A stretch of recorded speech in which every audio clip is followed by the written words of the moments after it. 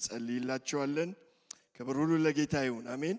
የሚቀጥሉትን 20 ደቂቃ 30 ደቂቃዎች የእግዚአብሔርን ቃል አብረን እንመለከታለን። ምናልባት እንግዶች ይታዩኛል ካላችሁ ባለፈው ሳምንት የጀመርነው ሐሳብ አለ። ዘመኑን የሚያውቁ ድሰርን የሚያደርጉ የሚመለከቱና ይሄ ትልቅ ለቤተክርስቲያን የተሰጠ በረከት ነው። ለቤተክርስቲያን የተሰጠ ኃላፊነት ነው። ክብር ለጌታ ይሁን። ልባችንን ጌታ ድንጋዩን ልብ አውጥቶ የሥጋ ልብ ሲከትልን ከዛ አይኖቻችንንም ነው በዛው ልክ እንደ ሐዋርያው ጳውሎስ ቅርፊቱን ከኛ ላይ ያነሳው ምን እንድናይ ዘመኑን እንድናይ እንድንመረምር እሱ ብቻ ደግሞ ሳይሆን ዘመኑን ማወቅ ማየት ብቻ ሳይሆን ምን እንደሚደረግ ደግሞ መገንዘብ እና ባለፈው ያነበብነው አንደኛ ዜና 12 ላይ ዘመኑን የተረዱና እስራኤል ደግሞ ምን ማድረግ እንደሚገባው የተገነዘቡ የይሳኮር ልጆች ሰዎች 200 ነበሩ። በእነርሱም ደግሞ ስር የሚኖሩ ዘመዶቻቸው ነበሩ ይላል። በጣም ጥቂት ናቸው። እስራኤል ዳዊትን ለማንገስ 10,000 7,000 8,000 ጦርና ጋሻ ይዘው ነው የመጡት። እነዚህ የይሳኮር ልጆች ግን ዊዝደማቸውን ነው ይዘው የመጡት። ክብር ለእግዚአብሔር ይሁን። ታውቃላችሁ አንዳንዴ በቃ ጭንቅላት ትንሽ ሲያንስ ጦር ይነሳል አይደል? ልክ ነኝ አይደል? እና እግዚአብሔር ከዛ ይጠብቀን። አስተዋዮች፣ መርማሪዎች፣ ዘመኑን የምናይ እንድንሆን እግዚአብሔር ይርዳን። እነዚህ አይነት ሰዎች ምን አይነት ሰዎች ናቸው? ዛሬ አብረን እንመለከታለን። ዘመኑን የሚያውቁ የሚመረምሩ፣ የሚደረገውንም የሚናገሩ ሰዎች ሀገራችን ውስጥ እንዳሉት ጠንቋዮች ተቀምጠው ድቤ እየተመታላቸው ሰንጋ እየቀረበላቸው አንቱ እየተባሉ አለ አይደለ ጋሼ እየተባሉ ፊውቸር የሚነግሩ ሰዎች አይደሉም። መጽሐፍ ቅዱስ ላይ እነዚህ ዘመኑን የሚመረምሩ የሚያውቁ ሰዎች በጣም ስትራግል የሚያደርጉ ሰዎች ናቸው። የህማም ሰዎች ናቸው። የመስቀል ሰዎች ናቸው። የስትራግል ሰዎች ናቸው። እና ዛሬም ጠዋት እዚህ ፈረንጆች ቤተክርስቲያን አብረን ነበርንና በጣም እግዚአብሔር ሲናገር በጣም ልቤን እየነካ ነበረ። ለነህምያ ትልቅ ፌቨር መጥቶለት ነበር፣ ግን እነ ሰንበላጥ እነ ጦቢያ ተነስተውበት ነበር። ስለዚህ ዘመኑን መመርመር እፈልጋለሁ፣ የሚገባውን ደግሞ ማድረግ እፈልጋለሁ ለምትሉ ልክ ሰው ለጦርነት ኢንሊስት እንደሚደረግ ሰልፍ ውስጥ እንደሚገባ ለሰልፍ እንደተዘጋጃችሁ ይህንን እንድታውቁ ነው። መጽሐፍ ቅዱስ ከያዘን አንደኛ ነገሥት 19ን አብረን እናነብና ከዛ አብረን እንጸልያለን። 19 ክፍሉን በሙሉ በኋላ ቀስ እያለን እናየዋለን። ከቁጥር 11 ጀምሮ ግን አነባለሁ። እግዚአብሔር ራሱ ነው የሚናገረው። እግዚአብሔር በዚህ ያልፋልና ወደ ተራራው መጥተህ በእግዚአብሔር ፊት ቆም አለው። ከዚያም ታላቅና ኃይለኛ ንፋስ ተራሮቹንም ሰነጠቀ፣ አለቱንም ደግሞ በእግዚአብሔር ፊት ብትንትናቸውን አወጣው። በአዲሱ ትርጉም ነው ማነበው። እግዚአብሔር ግን በነፋሱ ውስጥ አልነበረም። ከነፋሱም ቀጥሎ ደግሞ የምድር መናወጥ ሆነ። እግዚአብሔር ግን በምድር መናወጥ ውስጥ አልነበረም። ከምድር መናወጥም ደግሞ ቀጥሎ እሳት ሆነ። እግዚአብሔር ግን በእሳት ውስጥ አልነበረም። ከእሳትም ቀጥሎ ለስለስ ያለ ድምፅ፣ አዲሱ ትርጉም ደስ ይላል። ለስለስ ያለ ድምፅ ተሰማ። ኤልያስም ይህንን ሲሰማ ፊቱን በመጎናጸፊያው ሸፍኖ ወጣና በዋሻው ደጃፍ ላይ ቆመ። እግዚአብሔር አባታችንና አምላካችን ሆይ እናመሰግንሃለን። ዛሬ በቃልህ እንድትናገረን በመንፈስ ቅዱስ ደግሞ እንድትነካን ቤተክርስቲያንን በዚህ ከተማ እኛንም በዚህ ከተማ ያስቀመጥከን ጌታ ሆይ የልብህን ሐሳብ አውቀን ማድረግ እንድንችል ነውና ብዙ ድምፅ በበዛበት በዚህ ዘመን ብዙ መንፈራገጥ ወዲያ ወዲህ ባለበት በዚህ ዘመን እግዚአብሔር አባትና አምላክ ሆይ ልጆችሽ ከእግዚአብሔር የተማሩ ይሆናሉ፣ የልጆችሽም ሰላም ብዙ ነው እንደሚል ቃል እባክህ ከእግርህ ስር የምንሆን ካንተ የምንሰማ ድምፅህን ሰምተን የሚገባውን ነገር ማድረግ የምንችል ጉባኤ እንድታረገን በኢየሱስ ስም እንጸልያለን። ክብር ሁሉ ለተወደደው ስም ይሁን። አሜን አሜን አሜን። ምናልባት አርስት ብላችሁ የምትጽፉ የዝምታ ድምጽ ወይንም ደግሞ ጀንትል ዊስፐር ሹክሹክታ ጸጥ ያለች ድምጽ የሚሾካሾክ ድምጽ ስለዛ ነው አብረን የምንመለከተው። እዚህ መጽሐፍ ቅዱስ ስናነብ እንዳየነው ታላላቅ ነገሮች መጡ። እሳት መጣ አይደለ? አውሎ ንፋስ መጣ። የሚያንቀሳቅስ የምድር መንቀጥቀጥ መጣ። በዛ ጊዜ ሁሉንም ነገር እንደውም መታው፣ ደመሰሰው ነው የሚለው እግዚአብሔር ቃል። በዛ ውስጥ ግን አይገርምም? ያ ኃይል ቢገለጥም እግዚአብሔር በዛ ውስጥ አልነበረም። ነገር ግን በጸጥታ ውስጥ እግዚአብሔር መጣ። ኤልያስ ደግሞ በጸጥታ ውስጥ እግዚአብሔር እንዳለ አወቀ። ክብር ለጌታ ይሁን። ስልካችን ላይ የጤንነት መቆጣጠሪያ አፕ አለች እና እቺ አፕ ምንድነው የምታደርገው? ስንት ሰዓት ተኝታል? ጥሩ ነው ወይ የተኛው? ጥሩ ስቴፕ ሄደሃል ወይ ነው የምትለን አይደለ? ልብ ምትህ ጥሩ ነው፣ አሁን እየፈጠነ ነው፣ እየቀነሰ ነው፣ ሳምባ ጥሩ እየተነፈሰ ነው። በተለይ እንደዚች አይነት ሰዓት እዚህ እጃችሁ ላይ ካደረጋችሁ እቺ ሰዓትና ስልኩ ይነጋገራሉ፣ እርስ በርሳቸው ይነጋገራሉ። በቃ እንዲህ ነው ይባባላሉ። አንዱ የጤንነት መቆጣጠሪያ ስልካችን ላይ ካለው አንዱ መቆጣጠሪያው ድምጽ ነው፣ ሳውንድ ነው። እና ምን ይለናል? በተለይ ጆሮአችሁ ላይ ሰክታችሁ የምትውሉ ከሆነ የቀኑ መጨረሻ ላይ ምን ይላል? ጆሮህ እየተደበደበ ነው የሚለን። ቀንስ ይለናል። እና ሰዎች መስማት የሚችሉት አቅም ከ60 እስከ 70 ዴሲቤልስ ይባላሉ፣ ዲቢ ይሉታል። እና በዛ ነው አንዳንዴ እንግዲህ እኛ ቀኑን ሙሉ ሲጮህብን ይውልና ማታ ስልካችሁ ላይ ስታዩ ጸጥታ ውስጥ ግባ የሚል ምልክት ይሰጠናል። ለምን? ይሄ ራሱ ከበሮ ስለሆነ ስትመቱት ስትደልቁበትም እንደዚህ ይጮህበታል። አይ ቲንክ አንዳንድ ጊዜ መንፈሳዊውም ጸጥታ ያስፈልገናል፣ ሹክሹክታ ያስፈልገናል። ከእግዚአብሔር ጋር ዊስፐር የምናደርግበት ጊዜና ሰዓት ያስፈልገናል። እንደዚህ አይነት ሰዎች ይመስሉኛል ዘመኑን የሚያውቁና የሚለዩ ሰዎች ከእግዚአብሔር ጋር የጸጥታ ድምጽ የተለማመዱ ይመስለኛል። ዝም ብዬ ሳስበው ይሄ የሹክሹክታ ወይንም የሎሳስ ድምጽ ምን አይነት ባህሪ ያለው? እንዲሁ ሶስት ነገር ለመልቀም ሞክሬያለሁ። አንዱ ለሆሳስ ወይ ሹክሹክታ ቅርበትን ይጠይቃል አይደለ? ሹክ ማለት ከፈለኩ ለእናንተ ጠጋ ማለት አለብኝ። ትረስት ይጠይቃል፣ ቅርበት ይጠይቃል። እዚህ ሆኜ ሾክሾክ መንሾካሾክ አልችልም። ስለዚህ ይሄ ቅርበትን ይጠይቃል። እሱ ብቻ ደግሞ ሳይሆን ጸጥታን ደግሞ ይጠይቃል።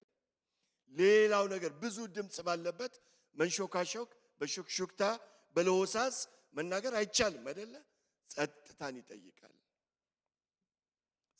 ይጠይቃል። አይ ቲንክ ሌላው ደግሞ የሚጠይቀው ቃላት ስላጣሁለት ነው፣ የአይምሮ ኃይል ወይንም ደግሞ ብሬን ፓወር ይጠይቃል። አሁን ከዚህ በኋላ እኔና ፓስተር አኬ ግብዣ ቢኖረን አይደለ? ቀስ ብዬ በጆሮ ማታ እንገናኝ ብለው እቺ ብቻ ነው ያልኩት። እኔ ማታ እንገናኝ ብል ፓስተር አኬ ይገባዋል። ስንት ሰዓት ላይ የት ቦታ አለ አይደል? ሐሳቤ ገብቷቸዋል። በምን ሁኔታ እንደምንገናኝ የሱ አይምሮ የሱ ሐሳብ ቀጠሯችን፣ ቦታው፣ አድራሻው በሙሉ እዛ በሹክሹክታ መናገር የለብኝም። እግዚአብሔር ለኤልያስ በጣም ጥቂት ነገር ነው ያለው። ምን ትሰራለህ እዚህ? ኤልያስ የእግዚአብሔር ሰው ግን ገብቶታል። ምን ልላችሁ ነው? ስለ ሹክሹክታ ስለ ለሆሳስ ስናስብ ኮንቴክስት ይጠይቃል፣ ቢግ ፒክቸር ይጠይቃል። እግዚአብሔር ትንሽ ነገር ተናግሮን ምን ለመናገር እንደፈለገ ይገባናል። ሪሌሽንሺፕ ይጠይቃል። ድሮ እናታችን እንግዳ ሲመጣ ይሆን አሁን የአይን አስተያየቱን ረስቼዋለሁ። እንዲህ ካለች ውጡ ማለት ነው። እንዲህ የሆነ ነገር ነው የምትል። ከዛ እንደገና ደግሞ እንዲህ ካለች እጅ አስታጥቡ ማለት ነው። በቃ ብዙ ቃላት የለው፣ ብዙ ሴንቴንስ የለው፣ መጫጫው የለው። እንዲህ ካለች በሉ ብድግ በሉ ሂዱ ነገር ነው። በጣም ላንጉጁ ያስታውቃል። ለሆሳስ እንደዛ ነው። ሪሌሽንሺፕ ከእግዚአብሔር ጋር እንደዛ ነው። ስለዚህ ኤልያስን አብረን እንመለከታለን። ኤልያስ ይሄንን ድምፅ የተለማመደ ሰው፣ እግዚአብሔር ምን ማድረግ እንደሚፈልግ እንደወደደ ያየ የተመለከተ ሰው ነው። ግን የኤልያስ ጉዞ የሚጀምረው ጩኸት ካለው ከትልቅ ድል ነው የሚጀምረው። ኤልያስ 3 ዓመት ተኩል ሰማይ ተዘግታለች፣ ውሃ የለም፣ ዝናብ የለም፣ እርሻ የለም። በዚህ ጊዜ ኤልያስ ደግሞ ይፈለግ ነበር። እስራኤልን የመጠበት ካንተ ነው ወይ ተብሎ አክዓብ ይፈልገዋል። ኤልያስ ደግሞ አክዓብን ይከሳል። እናንተ ናችሁ፣ አንተና ኤልዛቤል የምትባል። ያው ኤልዛቤል ከነስሟ ታውቃላችሁ፣ ክፉ ሴት እንደሆነች ያስታውቃል። ማንም ልጁን ኤልዛቤል ብሎ የሚያውቅ የለም አይደለ? ራእይም ላይ ትመጣለች። አሁንም በዚህ ዘመንም ሰፈር ውስጥ ያለች መንፈስ ነች። አክዓብ የሚባል የእስራኤል ንጉሥ አግብታ የጣዖት አምላኪ ልጅ ነች። ህዝቡን እንደዚህ ታሸብራለች። የምታመልከው በኦል ይባላል ያ አምላክ። በኦል ደግሞ ዝናብ የሚሰጥ ነው። እግዚአብሔር ደግሞ ምን አለ? ቆይ እስቲ ማን እንደሚሰጥ ታያላችሁ። 3 ዓመት ተኩል ሰማይ ዘጋለሁ አለ። በዛ ጊዜ ግን ቀኑና ሰዓቱ ሲያልቅ እግዚአብሔር ለኤልያስ ተነስ ውጣ ይለዋል። ይወጣል። ከዛ በሞሪያ ተራራ ላይ ይሄዳል። በዛ ላይ እነዚህ የበኦል ነቢያትን 450 ይጠሩልኝ ይላል። አሁን ልቡ ሞልቷል ኤልያስ። 2 ለእናንተም ለእኔም ጠቦት ይምጣልኝ። እናንተ ብዙ ናችሁ፣ መጀመሪያ አቅርቡ፣ ጩሁ፣ ለአምላካችሁን ጥሩ፣ እኔ ቀስ ብዬ ደርሳለሁ። እነሱ ቀኑን ሙሉ ሲጮሁ፣ እንዳውም ኤልያስ ምን ይላቸዋል? ተኝቶ ይሆናል መቀስቀስ ያስፈልገዋል እያለ አይደለም ማክስ ያረጋቸው ዋለ። የሱ ተራ ሲደርስ መሰዊያውን ሰራ ይላል እግዚአብሔር ቃል።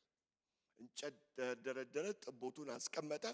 አይ ድንገት ፍሪክሽን ተፈጥሮ እሳት ተነሳ እንዳትሉ አይደለ? የሆነ በጀርባ ለኮስክ እንዳትሉኝ 4 ጋን ውሃ እንጨቱም ላይ መሰዊያውም ላይ እንዳውም ዙሪያውን ቆፍራችሁ ውሃ ሙሉ አለ ኤልያስ። የጸለየውን ጸሎት ታውቃላችሁ። የእስራኤል አምላክ ወዴት አለ ሲል ወረደ፣ እግዚአብሔር ወረደ። እንጨቱን ይላል እግዚአብሔር ቃል፣ መሰዊያውን ይላል፣ መስዋዕቱን ይላል፣ ድንጋዩን ይላል፣ አፈሩን ይላል በላ አለና ከዛ ውሃውን ደግሞ ላሰ ይላል እግዚአብሔር ቃል። ምንም ነገር አልቀረም። በዚህ ጊዜ የእግዚአብሔር መንፈስ ከኤልያስ ጋር ነው። እነዚህን 400 የበዓል ነቢያትን ወደ ወንዙ ውሰዱልኝ ብሎ ወሰዳቸው፣ አረዳቸው። ከዛ በኋላ ደግሞ ተመልሶ ወደ ተራራ ወጥቶ ጸልየ፣ ራሱን በጉልበቱ ስር ከቶ ሲጸልይ ዝናቡ ወረደ። ይሄ ዳብል ቪክቶሪ ይባላል። ዳብል ድል። ክብር ለእግዚአብሔር ይሁን። ነቢያቶቹ እነዚህ የጣዖት ነቢያት ተመቱ። የተዘጋው ሰማይ ደግሞ ተከፈተ። ይሄ ጮክ ያለ ድል ነው። እግዚአብሔር እንዳለ አሳየ፣ ተናገረ። አንደኛ ነገሥት 18 ከ30 እስከ 43 ላይ ይሄንን ትመለከታላችሁ። ስለዚህ ኤልያስ ይሄንን ካየ በኋላ አክዓብን ቀድሞ ወደ ኢዝራኤል ሸለቆ ሄደ ይላል። ምን ማለት መሰላችሁ? አሁን እግዚአብሔር ለሕዝቡ ድል ሰጠ። ንጉሱ ከመድረሱ በፊት እኔ ቤተ መንግስት ቀድሜው እደርሳለሁ፣ የእግዚአብሔርን ድል አውጃለሁ። ሕዝቡም ተነስቶ አምላኩን ያመልካል አይደለ? አዎ። አክዓብና ሚስቱ ይገለበጣሉ። አሁን አብዮት ሊካሄድ ነው ብሎ ነው እየሮጠ ፈጥኖ የሮጠው ወደ ከተማ የገባው። ወደ ከተማ ሲገባ ግን ሕዝቡም እንዳለ ነው አይደለ? ሰላማዊ ሰልፍም አልወጡም። አምላካችን እግዚአብሔር ይሻለናልም አላሉም። ከዛ በኋላ ደግሞ ኤልዛቤል መናገር ጀመረች። ያው ውስጧ መንፈስ አለ። ከዚህ ከታላቅ ድል በኋላ ደግሞ ጮክ ካለ ድል በኋላ ጮክ ያለ ማስፈራራት ተነሳበት። አክዓብም በዚያን ጊዜ ኤልያስ ያደረገውን በሙሉ ነቢያቱንም ሁሉ እንዴት በሰይፍ እንደገደላቸው ለኤልዛቤል ነገራት። የዚህ ጊዜ መሆን የነበረበት ነገር አክዓብም ኤልዛቤልም ዕቃቸውን ጠርፈው ነበር መሄድ የነበረባቸው። በቃ ተይዘናል፣ ተገኝተናል፣ ነቢያቶቻችንም ሞተዋል፣ በስደት ነው መኖር ያለብን ብለው ከቤት መውጣት ሲገባቸው፣ ስለዚህም እሷ ነገ በዚህ ሰዓት እንግዲህ በውስጡ ያለው መንፈስ ነው የሚናገረው። ነገ በዚህ ሰዓት ያንተን ነፍስ ከነዚህ እንደ አንዱ ነፍስ ካላደረግኩኝ ሳላደርግ ብቀር አማልክት እንዲያድርጉብኝ አይደለ ከዚህ የባሰም ያምጡብኝ ስትል ለኤልያስ መልእክተኞችን ላከች። ምን ማለት ነው? የገደልካቸው ነቢያት አሉ አይደለ? እኔ እጥፍ ነው ማድረግብህ። አስፈራራቸው። ያዕቆብ እንደኛ ኤልያስ እንደኛ ሰው ነበረ ይለናል። ሰው ነበረ። ቁጥር 3 ላይ ከዚህ ከታላቅ ድል በኋላ ጮክ ካለ ማስፈራራት በኋላ ኤልያስ መሸሽ ብቻ ሳይሆን ውስጡ ዛለ። ታላቅ ዝለትና ሽሽት ዛለ። በቃ ውስጡ ያ የበኦል ነቢያትን ያሳረደው እንደ ተራራ ላይ ወጥቶ የእግዚአብሔር ሰማያት እንዲከፈቱ ወደ እግዚአብሔር የጮኸ የእግዚአብሔር ባሪያ በአንድ ጊዜ ዲፕሬሽን ውስጥ ሲገባ ትመለከታላችሁ። ልቡ ሲዝል ትመለከታላችሁ። ቁጥር 3 ላይ ኤልያስም ፈርቶ ስለነበረ ሕይወቱን ለማትረፍ ሲል ሸሸ ይላል የእግዚአብሔር ቃል። ይሄ እኮ ይገርማችኋል። ለእስራኤል አንድ ያላት ነብይ ነው። አንድ ያላት ነብይ። በቃ አንዳንድ ጊዜ ሰዎች ምን ይላሉ? ቦምብ አብካኝ ነው የሚሉት። እነዚህ ፈንጂ አብካኝ ከስተቱ አይማርም ይባላል። ምንድነው? አንዴ ከፈነዳበት በቃ ተመልሶ ምንም ሰከንድ ቻንስ የለውም።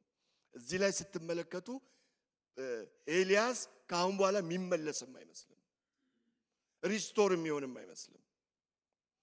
ሸሸ፣ ፈራ። በአይሁድ ምድረ በዳ ወዳለው ወደ ቤርሳቤ ወጣና አገልጋዩን ደግሞ በዛው ተወው። ምን ማለት ነው? ከሱ ጋር የሚያገለግል ሰው አለ፣ ቢሮ ተዘግቷል እንደማለት ነው አይደለ?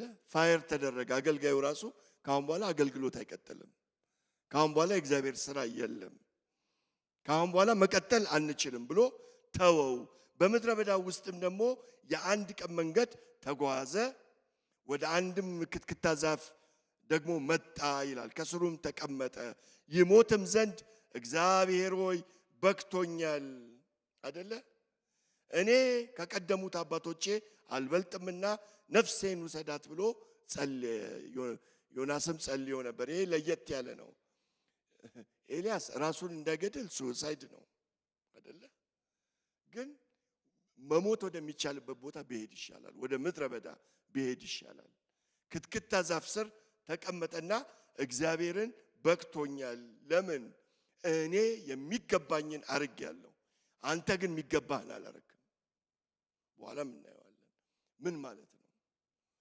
ውጣ አልከኝ ወጣው፣ ጸልይ አልከኝ ጸለይኩ፣ ሰማያት ተከፈተ። እነዚህን የበኦል ነቢያትን ግደል አልከኝ ገደልኩኝ። እግዚአብሔር ውረድ አልኩ ወረድክ። ለምንድን ነው ስራው ያላለቀው? ስራው ለምን አላለቀም? ለምን ቤተ መንግስት ገብተን በዛ በተራራ ላይ የወረደችው እሳት ለምን በኤልዛቤልና በአካብ ላይ አልወረዱም? እንዳውም አስፈራራችኝ። ማስፈራራቷ ልቤ ውስጥ ገባ። በዚህ ጊዜ ነው በእግዚአብሔር ፊት ተቀምጦ ዛፍ ስር ሆኖ የእግዚአብሔር ቃል እንደሚል ከአባቶች ያልበልጥም ነፍሴን ውሰድ ብሎ በዛ ዛፍ ስር ተቀመጠ። ይሄ ዲፕሬሽን ይባላል፣ ሐዘን ይባላል፣ ቁልቁል መውረድ ይባላል። የወረደው በፊዚካሊ ወደ ታች ብቻ ሳይሆን ልቡም ነው የወረደው። ምናልባት ጂኦግራፊውን ለማሳየት ብሞክር ያለበትን ሁኔታ ይሄ ተአምር የታየበት የቀርሜሎስ ተራራ ደሴ አካባቢ ነው። ማፑን ስትመለከቱት አሁን ኤልያስ ደግሞ የወረደው ወደ ታች የወረደው ወደ ሞያሌ አካባቢ ነው። ገና እጥፍ ብሎ ወደ ዩጋንዳም ይሄዳል፣ ወደ ኢስትም ይሄዳል። አሁን እታች ነው። ትዝ ይላችኋል ሳሙኤል ከዳን እስከ ቤርሳቤ ይፈርድ ነበር። ዳን ያለው ላይ ነው፣ ቤርሳቤ ያለችው እታች ነው። ስለዚህ በእግሩ ወደ ታች ወደ ጠረፍ ወረደ። ከአባቶቼ አላንስም፣ እዚሁ ግደለኝ ይበቃኛል። አንዳንድ ጊዜ እንደዚህ እኮ ነው የምንሆነው አይደል? ስፐርጂን የሚባል የእግዚአብሔር ሰው ከ26 ዓመቱ ጀምሮ እንዲህ አይነት ዲፕሬሽን ውስጥ ይገባ ነበር። ማርቲን ሉተር እንደዚህ አይነት ሐዘን ዲፕሬሽን ውስጥ እና የማርቲን ሉተር ባለቤት አንድ ቀን በጣም ሲያዝንባት ይሰብክና ቤዝመንቱ ይወርዳል፣ ዲፕሬስድ ይሆናል። ምድር ግን ይናወጣል። እንደዚህ ላይ ጥቁር ለብሳ አሉ። በል እንግዲህ ለቅሶ መሄድ አለብን። ለምንድን ነው የምንሄደው? አይ አልሰማሁም ይላል። አይ ለቅሶ መሄድ አለብን። ማን የሞተው? አይ የሞተውማ ያንተ አምላክ ያንተ እግዚአብሔር ነው የሞተው። እንደዚህ ዲፕሬስድ ሆነ። እህል ውሃ አልበላም አልጠጣም እያልክ አለችው። ኤልያስም ልክ በዛ አይነት ሐዘንና ዲፕሬሽን ውስጥ ነው። ግን እግዚአብሔር ያሰበው ሊሰራ ያሰበው ትልቅ ስራ ነበረ። የእግዚአብሔር ቃል ምን ይላል? በድንገትም አንድ መልአክ ነካው። the angel of God ይላል መጽሐፍ ቅዱስ። ይሄ የኢየሱስ ክርስቶስ ምሳሌ ክርስቶፎኒ የምንለው ነካ አደረገው። ተነሳ አለው። ተነሳና ብላ። እዚህ ላይ እስቲ እንወያይ ይሄን ነገር አላለውም አይደል? ሐሳብህ ምንድነው አላለው። ንስሐ ግባም አላለውም አይደለ? አይ ቲንክ አንዳንዴ የሚያስፈልገን ጥሩ ምግብና ጥሩ እንቅልፍ ነው ወደ ልባችን ለመመለስ። እና በጣም ደስ ይለኛል እዚህ ላይ መጽሐፍ ቅዱስ ምንድነው የሚለው? ነካው። ዞር ብሎ ሲመለከትም እነሆ በእፍም የተጋገረ አይደለ እንጎቻና አንድ ገንቦ ውሃ ከራስጌው አገኘ። ከበላም ከጠጣም በኋላ ተመልሶ ተኛ። እንግዲህ ድካሙን ማየት ትችላላችሁ። አንዳንድ ትርጉም ስታዩ ዳቦ እንጀራው እንፋሎት ነበረው ይላል። እዛው የተጋገረ ምድረ በዳ መካከል ትኩስ እንጀራ። እስራኤል ያንን መና እየበሉ ነበረ ከምድረ በዳው ወደ ከነዓን የገቡት። ኤልያስ ደግሞ ትኩስ የተጋገረ እንጀራ። እኔ ገንቦውንስ ራሱ ማን አመጣው? ኩሬ ቢሆን ቀላል ነበረ አይደለ? ልክ እንደ አጋር አይኑን ዞር ሲያደርግ ውሃ አገኘ ቢባል ያ ትንሽ ጥሩ ምክንያት ነበረ። እግዚአብሔር ግን የተጋገረ እንፋሎት የሚወጣው አይደለ? ይሄ በቅቤ የሚበላ አይደለ እንጀራ። ልክ እንደሱ አይነት እንደዚሁም ደግሞ ከነገንቦ ከነ ዕቃው ይሄንን አመጣለት ይላል እግዚአብሔር ቃል። ያው ድካሙን ታያላችሁ፣ ምን ያህል ወደ ታች እንደወረደ ታያላችሁ። እንዴት ነው የምታዩት? ተመልሶ ተኛ ይላል። ተመልሶ ተኛ። እንግዲህ ታላቅ ጩኸት ያለው ድል፣ ጩኸት ያለው ማስፈራራት፣ ከዛ ደግሞ ታላቅ ዝለትና ሽሽት። ከዛ ግን ኤልያስ ወደ ታላቅ ቦታ ሲሄድ እንመለከታለን። አሁን ኤልያስና እግዚአብሔር አልተላቀቁም። ይህንን የምትመለከቱት ከዛ በኋላ ኤልያስ የእግዚአብሔር መላእክት እንደገና መጥቶ ነካው። ሩቅ መንገድ ስለምትሄድ ተነሳና ብላ። ስለዚህ ተነስቶ በላ ጠጣምም፣ እንደዚሁም በምግብም ደግሞ ብርታትን አግኝቶ ወደ እግዚአብሔር ተራራ ወደ ኮሬብ። እንግዲህ ኮሬብ የምትለዋ ስም ሌላ ስም አላት። ወደ ሲና ተራራ ወደ ኮሬብ ተራራ እስኪደርስ ድረስ 40 ቀንና 40 ሌሊት ተጓዘ። በዚያም በአንድ ዋሻ ውስጥ ገብቶ ተኛ። ምን እያለ ነው ኤልያስ? ምን እያለ ነው? በነገራችን ላይ መልአኩ ሂድ አላለውም። የኤልያስ ቀጠሮ ኮሬብ ነው። ይሄ ኮሬብ ሲና ታላቅ ቦታ ነው። ሙሴ አይደለ ለእስራኤል ሕዝብ የዕብራውያን ጸሐፊ በመላእክት በኩል ይላል ሕግ የተቀበለበት ተራራው የጨሰበት። አይ ሙሴ እግዚአብሔር ቀጥታ ወደኛ ይምጣ አይናገረን፣ እግዚአብሔር ላንተ ይናገር አንተ ደግሞ ተናገረን የተባለበት ቦታ፣ የተራራውን ጫፍ አትንኩ የተባለበት ቦታ። ገና ሙሴ የበጎች እረኛ ሆኖ እያለ ያቺ የምትነዷ ትንሿ ቁጥቋጦ ትነዳለች፣ ኮንሱም አትሆንም። በዚህ ጊዜ ምንድነው ተአምር ነው ብሎ ሲሄድ ጫማህን አውልቅ እግዚአብሔር በዚህ ስፍራ አለ ብሎ እግዚአብሔር ያናገረው ቦታ ሙሴ ከ1 ሚሊዮን በላይ ሕዝብ ይዞ ተመልሶ ሲመጣ ቁጥቋጦዋ ሳትሆን ተራራው እየጨሰ ጠበቃቸው። ኤልያስ እግዚአብሔር ሙሴን ያናገረበት ስፍራ ሄጄ እግዚአብሔርን ማናገር አለብኝ። ማናገር ትልቅ ስፍራ ነው፣ ትልቅ ቦታ ነው። እስራኤል ከዛ ለመውጣት 40 ዓመት ነው የፈጀባቸው። ኤልያስ ወደዛ ለመመለስ 40 ቀን ነው የፈጀበት። የእግዚአብሔር ተራራ እንግዲህ በዚህ ስፍራ ነው ኤልያስ የእግዚአብሔርን ድምፅ አንቲሲፔት ለማድረግ ተፋረደኝ ይመስላል፣ መልስልኝ ይመስላል። ከእግዚአብሔር ጋር ክርክሩን ለማቅረብ ወደ እግዚአብሔር ተራራ ሲቀርብ ትመለከታላችሁ። ኤክስፔክትም የሚደረገው እግዚአብሔር መውረዱ ነው ኤክስፔክት የሚደረገው። በዚህ ጊዜ ግን የተገለጠችው ድምፅ ታላቅ ድምፅ ሳትሆን የተገለጠው ድምፅ ከቁጥር 12 ጀምሮ ስትመለከቱት ጸጥ ያለ ድምፅ መጣ ይለናል የእግዚአብሔር ቃል። ጸጥ ያለ የሹክሹክታ ድምፅ። የእግዚአብሔርም ቃል ቅድም አንብበነዋል። የእግዚአብሔርም ቃል ወደ እርሱ መጣ ኤልያስ ሆይ እዚህ ምን ታደርጋለህ? እግዚአብሔር ሰው ጠፍቶበት አይደለም፣ ኤልያስ ጠፍቶበት አይደለም። ምን ታደርጋለህ? ቀደም ስለ ስልካችን ተናግሬያለሁ። ስልካችን ላይ አንድ ፋይንድ ሚ የምትል ነገር አለች። እኔም ልጆች ደውለን መልስ አልሰጥም ሲሉ እንቆጣጠራቸዋለን። በዛ እናይና ከዛ በኋላ አይ እገሊት እዚህ ነች፣ እገሌ እዛ ነው፣ እገሊት እዚህ ነች እንላለን። እግዚአብሔር እንደዛ ስለሆነ አይደለም። ምን ልታደርግ መጣ? አዳም ሆይ ወዴት ነህ ሲለው አዳም ስለጠፋበት አይደለም። የጠፋው አዳም ነው ከእግዚአብሔር የሸሸው።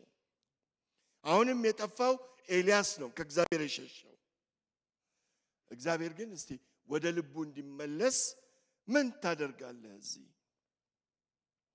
አይ የማደርገውንማ አውቃለሁ፣ ለምን እንደመጣውም አውቃለሁ፣ ክርክሬንም አሰማሃለሁ የሚል ይመስላል።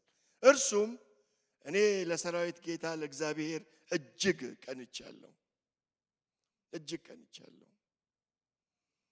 እስራኤላውያንም ኪዳንህን ትተዋል።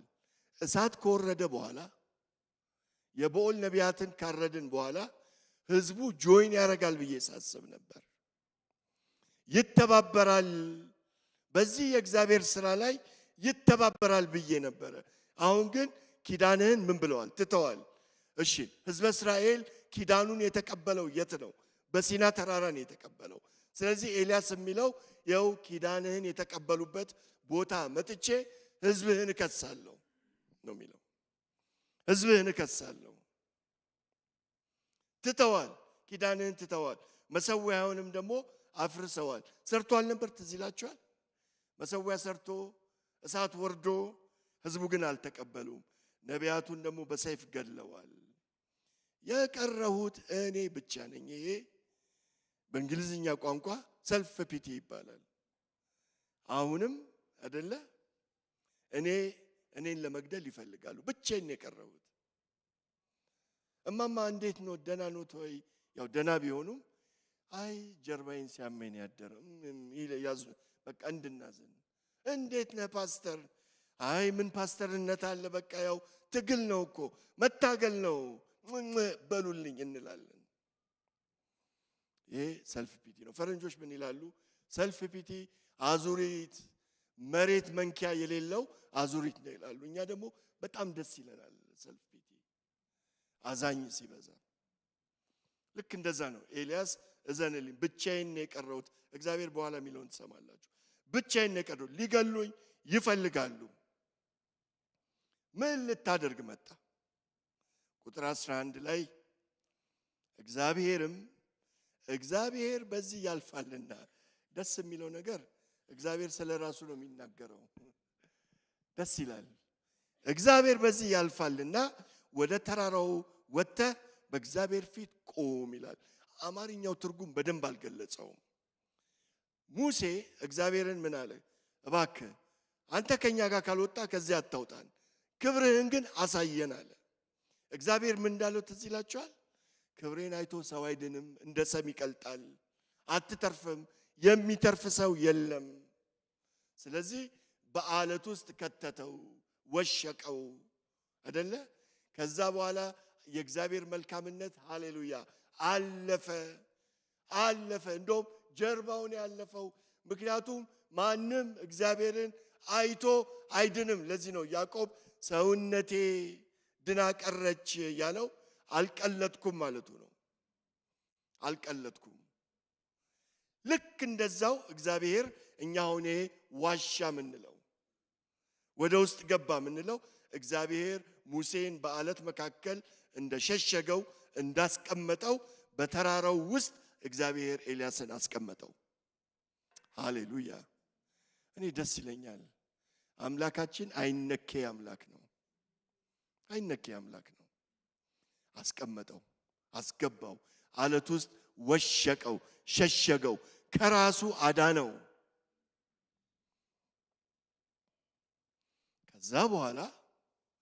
ከዛ በኋላ ታላቅ ኃይለኛ ነፋስ ነፈሰ፣ ተራሮቹም ተንቀጠቀጡ ይላል። ስለዚህ እነዚያ የተሸሸገበት አለት ኤልያስን መጠበቅ ጀመሩ። አለቶቹም በእግዚአብሔር ፊት ብትንትናቸው ወጣ፣ እግዚአብሔር ግን በነፋስ ውስጥ አልነበረም ይላል። ይሄ ምክንያት አለው። ይሄንን ጠብቀሃል። የጠበቅከው ይሄ ንፋስ እንዲመጣ አይደለ? ይሄ እሳት እንዲመጣ፣ ይሄ ነጎድጓድ እንዲመጣ ነበር እዛ የጠበቅከው። አሁን አሳያለሁ። ግን እሳቱም ነጎድጓዱም መሬት መንቀጥቀጡም ኖሮም ላልኖር ይችላል ነው የሚለው እግዚአብሔር። ምን ማለት ነው? ቦክስ ውስጥ አትክተተኝ፣ ውስን አታድርገኝ፣ አባቶች በለመዱበት መንገድም አታድርገኝ። ሃሌሉያ! እግዚአብሔር መንገዱ ብዙ ነው። ነፈሰ፣ ንፋስም ነፈሰ፣ በዛ ውስጥ አልነበረም። ከነፋሱም ቀጥሎ ምድር መናወጥ ሆነ። እግዚአብሔር ግን በምድር መናወጥ ውስጥ አልነበረም። ከምድር መናወጡም ቀጥሎ እሳት ሆነ። እነዚህ ሁሉ ኃይለኛ ነገሮች ናቸው። ለሙሴ የተገለጡለት፣ ለአባቶች የተገለጠለት አይደለ? እሳት ሆነ። እግዚአብሔርም በእሳት ውስጥ አልነበረም። ከእሳቱም ቀጥሎ ግን ለስለስ ያለ ድምፅ መጣ ይላል። እሺ፣ ሃሌሉያ! ይህን ለስለስ ያለ ድምፅ ለመለማመድ ሲና ድረስ መምጣት ያስፈልጋል ወይ የሚል ይመስላል እግዚአብሔር። ይህን ድምፅ ለመለማመድ አንተ ራስህ ተለማምደኸው የለም ወይ? አንድ ጸሐፊ ያስቀመጠውን አይቼ በጣም ልቤን ነካኝ። ይሄ የጸጥታ ድምፅ ኤልያስ ከዚህ በፊት ተለማምዶታል። ምዕራፍ 18 ቁጥር 41 ላይ እንደዚህ ይላል፣ ኤልያስም አክዓብን ከባድ ዝናብ ድምፅ ይሰማልና ሂድ ብላም ጠጣም አለው ይላል። ስለዚህ አክዓብ ሊበላና ሊጠጣ ሄደ። ኤልያስ ግን በቀርሜሎስ ተራራ ጫፍ ላይ ወጥቶ ፊቱን በጉልበቶቹ መካከል አድርጎ መሬት አዘግዝቆ መጸለይ ጀመረ። እንዴት ነው ያ ዝናብ የመጣው ብትሉኝ፣ በጸጥታ ድምፅ መሃል ነው ያ ዝናብ የመጣው። ክብር ለእግዚአብሔር ይሁን። ምን ልላችሁ ነው? እዚህ ድረስ ለምን መጣ? ምን ልታደርግ መጣ? እንዴት መጣ እዚህ ድረስ ሲለው ትመለከታላችሁ። ከዚህ ሁሉ በኋላ ግን እግዚአብሔር ለኤልያስ በዚህ እንጨርሳለን ታላቅ ኃላፊነት ሲሰጠው ደስ አይልም? ተጠቅሞም ወዲያ አላለውም። አይ ፌል አርጋሃልም አላለውም። እሺ ዘመኑን ነው ማወቅ የምትፈልገው? ምን መደረግ እንዳለበት ነው ማወቅ የምትፈልገው? አሁን አስታጥቀሃለሁ። አንተ በአንድ ቀን ለአክዓብና ለኤልዛቤል እሳት ወርዶ ሰማይ ተከፍቶ ህዝቡ ተመልሶ አይደለ ነበር የጠበቀው። እኔ ግን ትልቅ ዓላማ አለኝ። ቁጥር ምዕራፍ 19 ቁጥር 15 እግዚአብሔር ለኤልያስ እንደዚህ ይለዋል። ከቁጥር 14 ጀምሬ ላንብበው። እርሱም እኔ ሁሉን የምችል ጌታ ለእግዚአብሔር እጅግ ቀንቻለሁ ይላል ኤልያስ ነው የሚናገረው። እስራኤላውያንም ኪዳንህን ትተዋል፣ መሠዊያዎቻቸውንም አፍርሰዋል። ለሁለተኛ ጊዜ ነው የሚናገረው። ነቢያቶቻቸውንም በሰይፍ ገድለዋል። የቀረሁት እኔ ብቻ ነኝ። አሁንም እኔን ለመግደል ይፈልጋሉ። እንደገና ደገመው። እግዚአብሔር ግን አሁን ዘመኑን ልንገርህ፣ ምን እንደማደርግ ልንገርህ። እግዚአብሔርም እንዲህ አለው፣ በመጣህበት መንገድ ተመልሰ ወደ ደማስቆ ወደ ደሴ ማለት ነው ተመልሰ ሂድ። ወደ ላይ እንደውም ደማስቆ ከዛ በላይ ነው፣ ወደ ትግራይ ይጠጋል። ውጣ፣ ወደ ላይ ሂድ።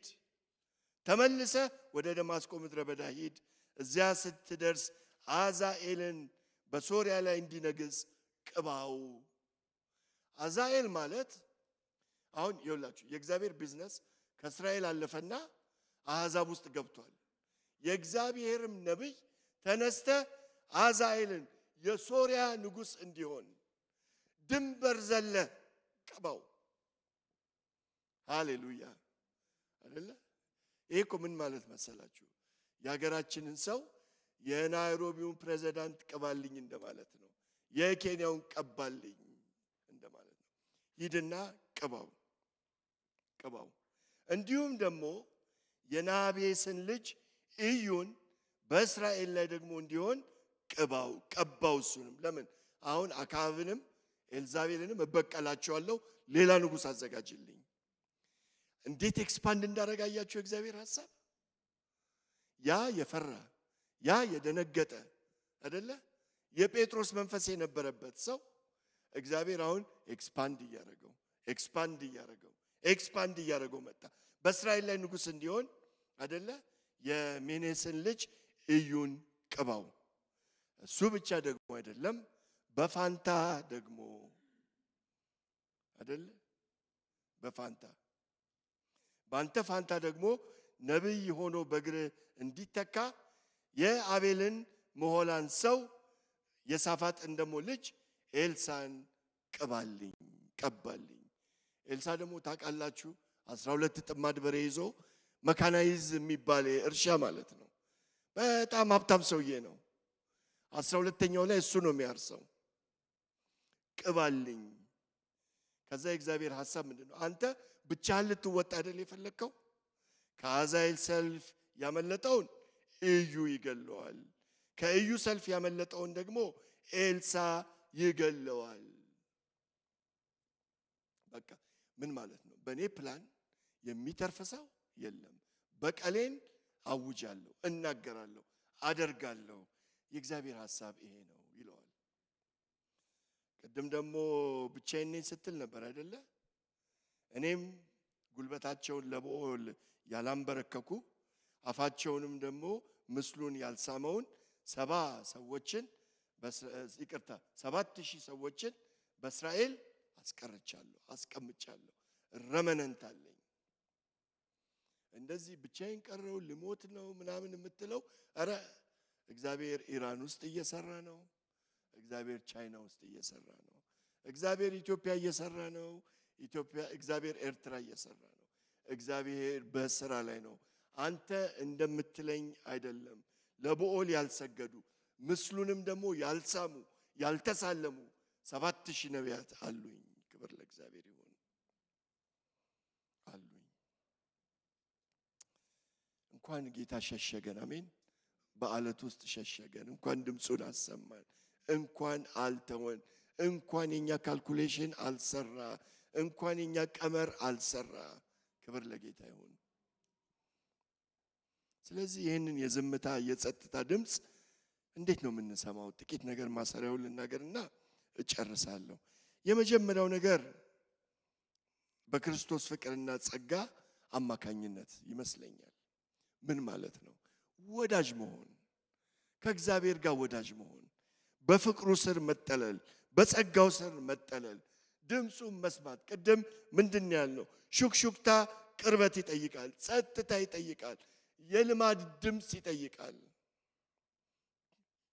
ከሱ ጋር መጣበቅ፣ ከሱ ጋር መስማማት፣ ከሱ ጋር መሆን። ባለፈው ሳምንት እንዳልኩት በሚየር ፋክት ቦርን አጌን መሆናችሁ የጌታ ልጆች መሆናችሁ ዘመኑን ለመለየት የሚደረገውን የሚገባውን ለማድረግ የተመረጣችሁ ልጆቹ ናችሁ። ክብር ለእግዚአብሔር ይሁን። ሁለተኛው ግን ደግሞ በቅዱሳን መጽሐፍት በኩል እግዚአብሔር ድምጹን ያሰማል።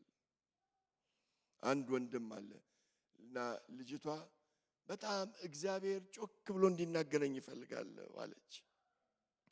ጮክ ብለሽ መጽሐፍ ቅዱስሽን አንብቢ ያላት ማለት ነው። ላውድ ድምጽ እግዚአብሔር ጮክ ብሎ እንዲናገረኝ ኦዶብል ሆኖ እንዲናገረኝ። ቅዱሳን መጽሐፍት ወገኖቼ፣ ቅዱሳን መጽሐፍት የእግዚአብሔር እስትንፋስ ያለባቸው፣ አሜን፣ እግዚአብሔር የተናገረበት ድምጹን ያሰማበት እኛን የመከረበት ዘመን የተሻገረ the best seller book የእግዚአብሔር ቃል ነው። ክብር ለእግዚአብሔር ይሁን። ጓደኛ እንድንሆን እግዚአብሔር ይርዳን። ዘመኑንም የምንለየው የምንመረምረው በእግዚአብሔር ቃል ብቻ ነው።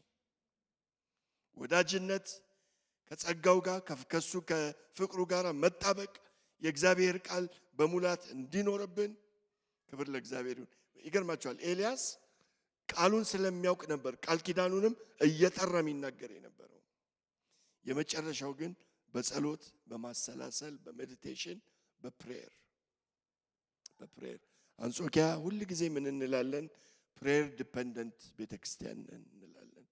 የምንጸልይ የምናነባ ፊቱን የምንፈልግ ጉልበታችንን ራሳችንን ጉልበታችን መካከል ከተን የእግዚአብሔርን ድምጽ ትድግና የምንጠብቅ ህዝቡ ያድርገን። በፍቅር መያያዝ ከሱ ጋር ከቃሉ ጋር መጣበቅ በጣም ደግሞ በጸሎትና በማሰላሰል በሜዲቴሽን በሱ ውስጥ መሆን የዛን ጊዜ ፍላድ ጌቶቹ ይከፈታሉ። እግዚአብሔር ሚስጥሩ መናገር ይጀምራል። ማመልከት ይጀምራል። ህልሞች ይመጣሉ፣ ራእዮች ይመጣሉ፣ ቃሉ ወደኛ ይመጣል። ሰይጣን ምን እንደሚያስብ ልንገራችሁ። ጀዛቤልን ነው የሚልከው፣ ሁሌ ማስፈራራት፣ ሁሌ በቃ አጀንዳ አፍተር አጀንዳ፣ አጀንዳ አፍተር አጀንዳ። ሁሌ አጀንዳዎቻችንን ከዚህ ወደዚህ ስናገላብጥ እግዚአብሔርን የምንሰማበት ዘመን በቃ እንዲወሰድብን ነው የሚፈልገው። ሁላችንም ቆመን ብንጸልይ በጣም ደስ ይለኛል። በዚህ አርዕስት አባት ሆይ እናመሰግናለን። ጆሮቻችን እንዲከፈቱ አይኖቻችን እንዲበሩ በለሆሳስ ስትናገር በጸጥታ ስትናገር የምንሰማ እንድንሆን ከመሰዊያችን ፈጥነን ቸኩለን እንዳንነሳ የዘላለም አባት እግዚአብሔር ሆይ ድምፅህን የምንናፍቅ አንተን የምንናፍቅ በቅርበት ወደ አንተ የምንጠጋ በጎቼ ድምፄን ይሰማሉ ያልክ ጌታ ሆይ ያንተን ድምፅ እንድንሰማ እንድንለማመደው አምላክ የተናገረኝ እንድንል የዘላለም አባት እግዚአብሔር ሆይ እኔ ጸልያለሁ። ዘመኑን የተረዱ እስራኤል ደግሞ ምን ማድረግ እንዳለበት የሚያውቁ የተገነዘቡ የይሳኮር ልጆች እንደተነሱ ጌታ ሆይ እባክህን ጌታ ሆይ ሳምሶን እነዛ ቀበሮችን ሁለት አድርጎ አስሮ እሳት ለኩሶ በፊልስጤም እርሻ ውስጥ እንደላካቸው ሕዝብህ የተላከ እንዲሆን እኔ እጸልያለሁ። ጌታ ሆይ በሐዘን በዲፕሬሽን እግዚአብሔር የታለ ድምፁ የታለ ትድግናው የታለ ለምትል ነፍስ እግዚአብሔር አባትና አምላክ ሆይ ድምፅህ እንዲሰማት እሷ በጠበቀችው እህቴ በጠበቀችው ወንድሜ በጠበቀው ሳይሆን እንደ አምላክነትህ እንድትገናኘን በኢየሱስ ስም እኔ እጸልያለሁ። ድምፅህ ከመካከላችን አይወሰድብን። እግዚአብሔር ሆይ ብዙ ድምፅ ባለበት ብዙ ሁከት ባለበት በዚህ ዘመን አጥርተን አንተን መስማት እንድንችል ወዳጆች እንድንሆን የእግዚአብሔር ወዳጆች እንድንሆን እንድትረዳን በጌታ በኢየሱስ ስም ጌታ ሆይ እኔ እጸልያለሁ። የወደቀውን የምታነሳ የሚያነክሰውን የምትደግፍ የሚፍገመገመውን የምታጸና ቁርጭምጭሚቶቻችንን የምታጸና አምላክ ዛሬም ለዘላለምም ስምህ ብሩክ ይሁን። ባሪያ ተመለሰ። እሱ ካሰበው አጀንዳ በላይ ያንተ አጀንዳ ተልቆ ተገኘ። ስለዚህም እናመሰግናለን። ክብርና ምስጋና ሁሉ ለተወደደው ስምህ ይሁን በጌታ በኢየሱስ ስም። ሁላችንም ጌታ ያስተማረንን ጸሎት